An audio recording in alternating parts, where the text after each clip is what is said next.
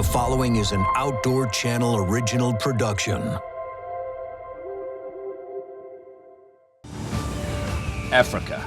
Renowned for its awe-inspiring biodiversity, it is home to a vast array of species across equally varied ecosystems that in turn bolster a thriving tourism and hunting industry.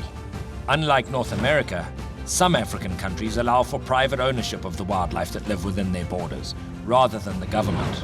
In those countries, this distinction has generated an entire industry of wildlife trade, where animals are captured from thriving populations and sold off to properties hoping to rejuvenate the fauna living on their land.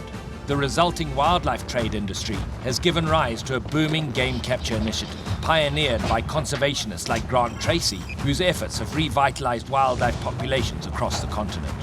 Joining one of his capture teams, I'm going to see firsthand how African species like the Kudu, Impala and Giraffe are being redistributed across South Africa. But first, we have to catch them.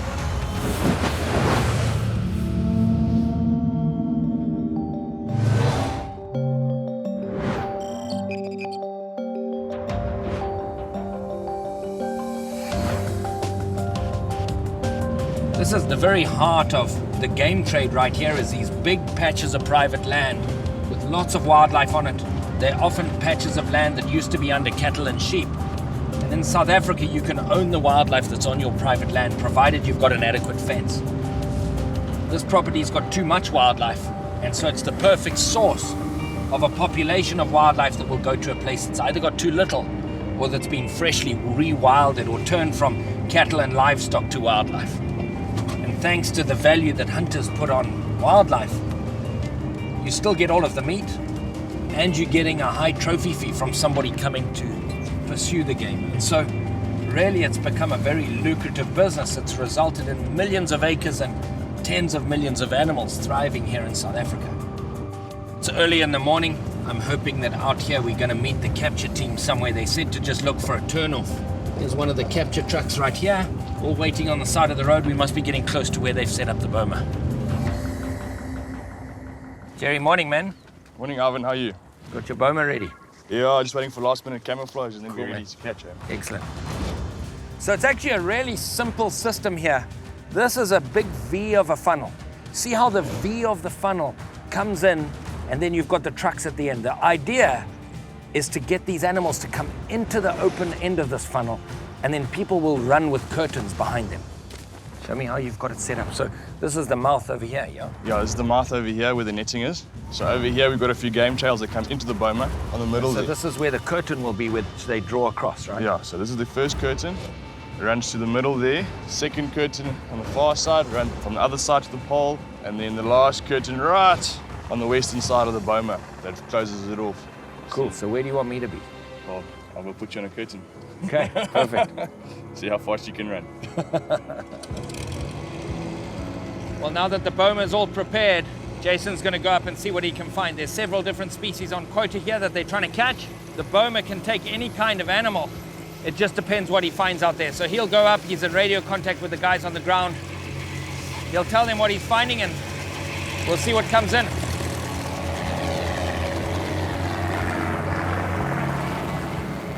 Crucial part of this kind of game capture is obviously your air support, your helicopter, because they use the helicopter to actually drive the animals into this boma.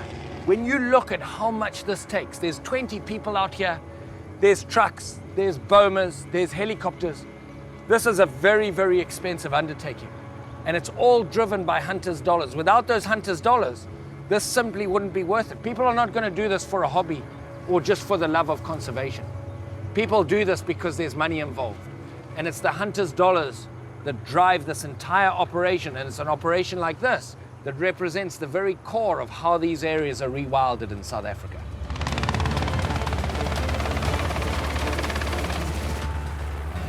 I can hear the helicopter right at the mouth of the boma. We haven't heard the siren yet, which means they haven't actually crossed over the threshold yet.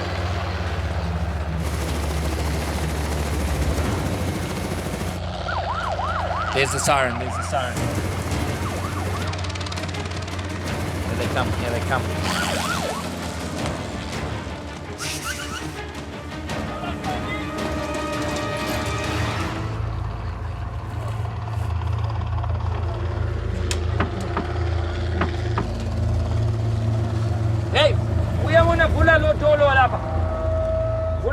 Bichana. Open this one a bit. Open this one. This one.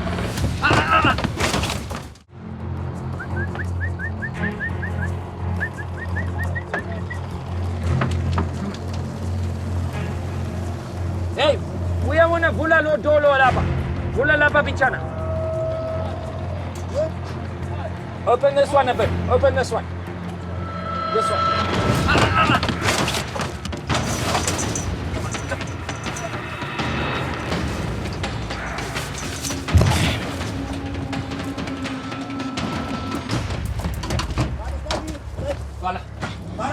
There we go. Never without a little bit of excitement. That bull was just stuck in that thing and wanted to come out again. Is he all right? Yeah, he's fine. Did you get a bit of action here? Yeah, a little bit.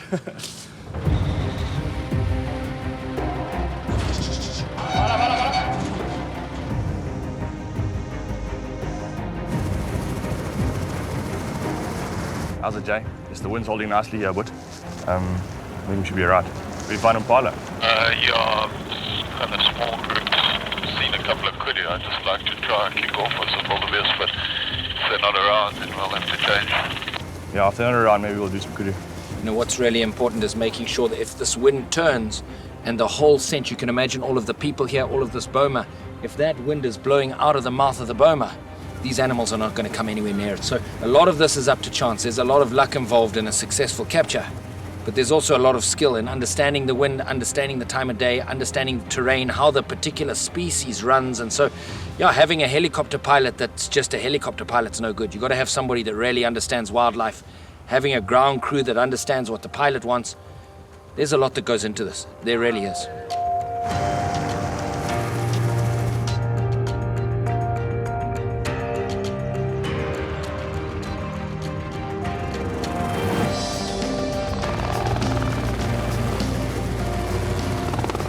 So they've got another group of Kudu at the mouth of the boma. Chopper's just getting ready to push them over the threshold.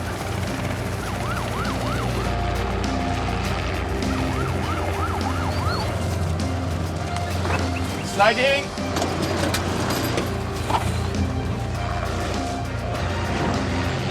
Here we go, got a herd of Impala just come into the boma. Second gate closed.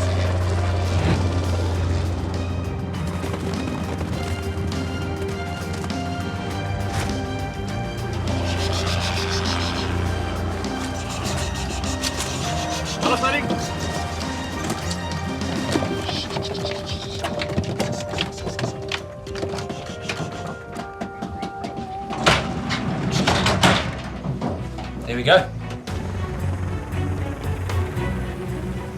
Yo, Jerry, that's some exciting stuff, eh? Yes, if you think that's exciting, Ivan, you want to see giraffe capture. That's tomorrow's priority. So you're going to do giraffe tomorrow? Yeah. What time should we get you? I think we should get up skids up at about 7, so half past 6 we'll start, yeah. In Cool. the veld. We'll see you then. And Thanks for letting us come and No, join. you're more than welcome, mate. Anytime. Well, that's 3 truckloads of wildlife headed off to another reserve. Then there were times today I wondered if it was all going to happen, and it sure did happen. And tomorrow's another day with an even bigger animal, catching giraffe by hand. There we go, bumba, bumba, bumba. Got to get the antidote into it as fast as possible.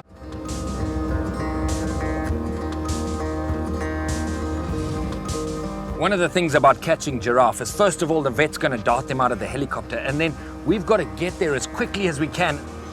This is what they call the chase vehicles. You can see this poor old vehicle's done a lot of game capture. I mean, it's just bent and broken. So this is going to be loaded up with people who are going to trip the giraffe up. You may be asking, what does that mean, trip up the giraffe? Well, just stay tuned. You're in for a ride. So we're going to leave the helicopter here. The vets are getting prepared, and we're going to go and find where the rest of the team is staging. Giraffe capture takes a whole team. You need a team of people that we call the trippers. We need to have the truck that's going to actually carry the giraffe. We need the little trailer that's going to carry the giraffe. And so it's a big operation. Moving giraffe, buying and selling giraffe, restocking an area to bring it back to its wild, original state with giraffe. It takes a lot of doing. Arvin, just so you know, the naltrexone's in my top right pocket, just in case we need it. Okay, perfect. So a really important point there. You know, this drug that they're using for the giraffe is so powerful that if any of it touches a human, breaks the skin and goes in, potentially it could kill somebody. So knowing where the antidote is at all times is absolutely crucial. This is a dangerous undertaking, and the primary thing is to catch these giraffe, but not at the expense of the safety of the people or the giraffe. When a farmer wants to restock his newly rewilded land with giraffe, it's not as simple as just going and buying some giraffe. It's as simple as him paying a capture team, but this is everything that goes into catching those giraffe to move. So this is an area where there's an excess of giraffe. It's an area that's a game reserve where they're going to be taking these giraffe and releasing them onto this newly rewilded area. But as you can see, it's a whole process. The helicopter is going to find the giraffe. Then we're going to hopefully catch them by hand, lead them up into this trailer, which will come to this nice open place here and transport the giraffe into this big green truck. There's a lot of moving parts. There's a lot of steps to this. And every single one of those steps has to go perfectly for the safety of not just the people, but the giraffe themselves.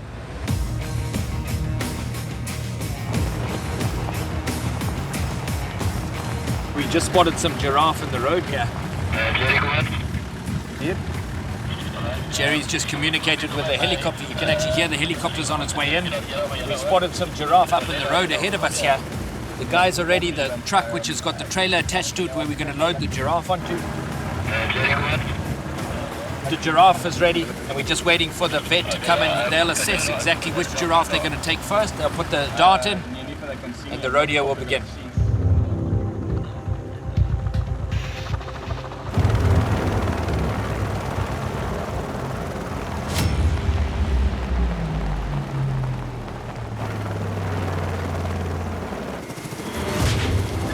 The dart's in the giraffe. It usually takes about 5 to 7 minutes before the dart actually takes effect.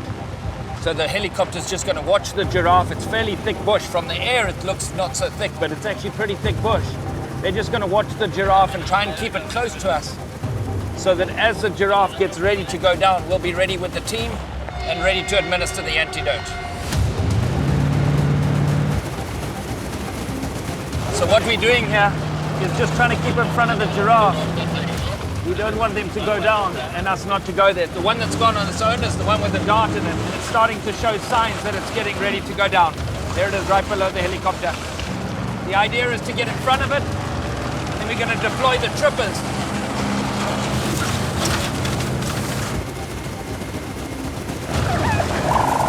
Here we go. Here we go. Bumba, bumba, bumba.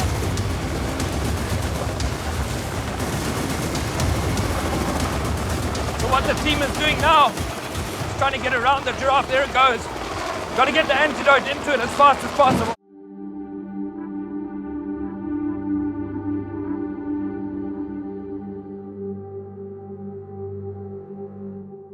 Here we go. Here we go. Bumba, bumba, bumba. So what the team is doing now is trying to get around the giraffe. There it goes. Got to get the antidote into it as fast as possible. Once you're on its head, it can't actually stand up again. We've got to get this antidote in as quickly as we can.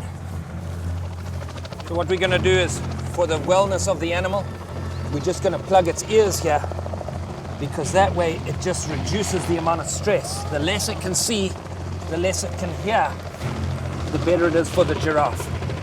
What Jerry's doing is just putting some antibiotic in its eyes, which does two things. Obviously, it helps in case there was an injury, but it also just helps with blurring the vision just a little bit. The helicopter's going to go and find the next giraffe just so it can be ready. Okay, I'm going to let the local on and you got the bread. Take the pocket after. Yep, let's go.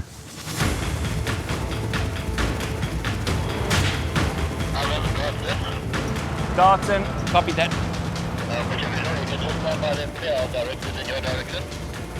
So they've got the dart in the second giraffe, and to minimize the stress and to speed up this operation and to keep the cost of the chopper down, as soon as that giraffe is secured, that's why we have so many guys. The guys are going to be loading it while we're getting the next giraffe down.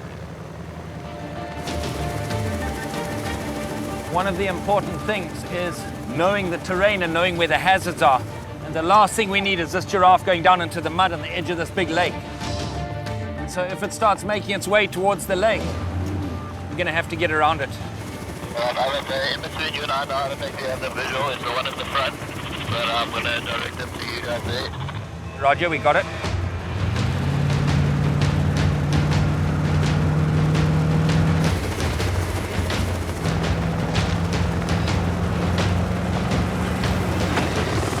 Would you like up on this one, please?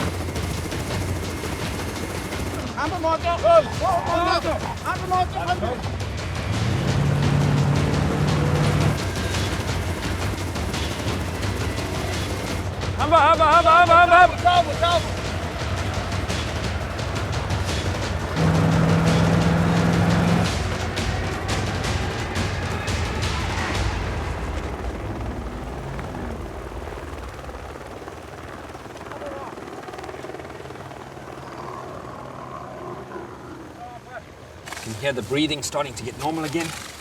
And once the breathing stabilizes, you know that the antidote is working. And you're kind of out of the danger zone at that point. You've got to move.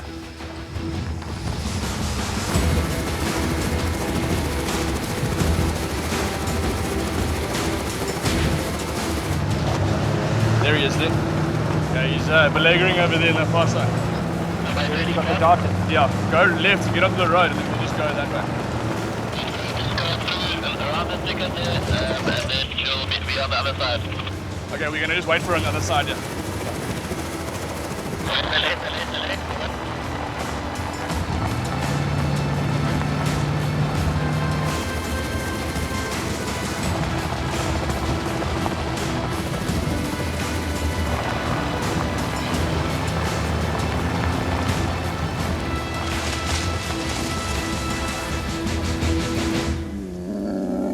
For anybody who thinks that giraffe don't make a noise, there it is right there.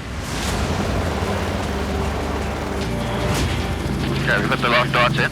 All right, you ready? Yeah. Okay, we just gotta go find this guy quickly. There. You see it? No.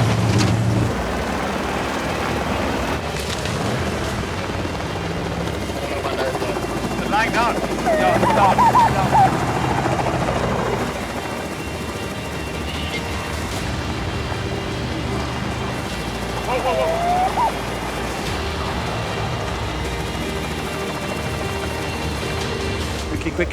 Quickly.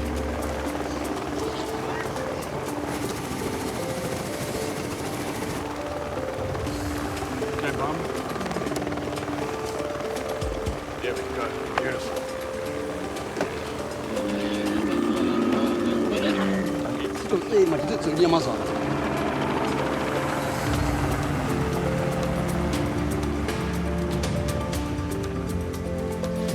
So what we're doing is just leading this giraffe out into the open here, where the truck can come.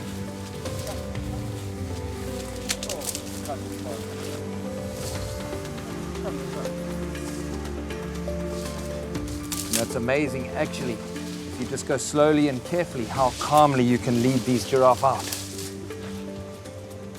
Giraffe have gone extinct in 7 different African countries. Yet there's 2 countries in Africa where their numbers are stable and actually even expanding. That's thanks to the private ownership model and largely paid for by the professional hunting community. Hunters' dollars go into initiatives exactly like this, where it becomes valuable to own giraffes. As a commodity, they're bought and sold, they're traded, and as a result of that, they're actually expanding. It's a model that's truly working, and as we load this giraffe into this trailer, this truly is conservation in motion. Right, so now we've got these last 2 in the trailer, kicking and bucking a little bit, but we're going to take these now and cross them over into that big truck where the other 4 that we've caught are already waiting.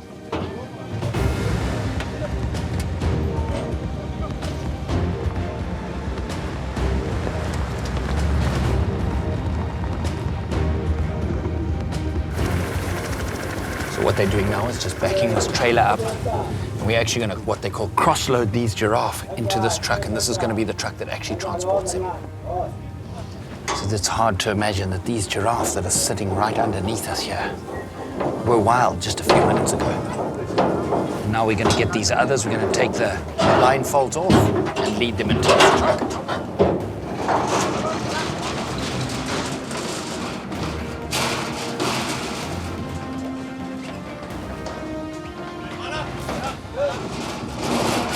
There we go.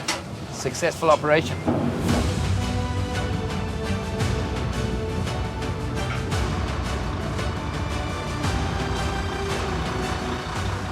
Well, that's the difficult part over with. And there they go to the new game ranch. And that right there is conservation in motion. That's hunters' dollars trickling hand to hand all the way down to the very front line of conservation. These people really are the heroes of conservation. They really are. Wildlife conservation is often found in the unlikeliest of sources. Game capture is certainly not the first method that comes to mind. But in Africa, innovative efforts like this enable private individuals to significantly expand the wildlife numbers and footprint far beyond their fences and borders. Thanks to the collaborative work of heroes like Tracy and his capture teams, and this model largely underwritten by hunters' dollars, the wild beauty of this continent will continue to expand and thrive for decades to come.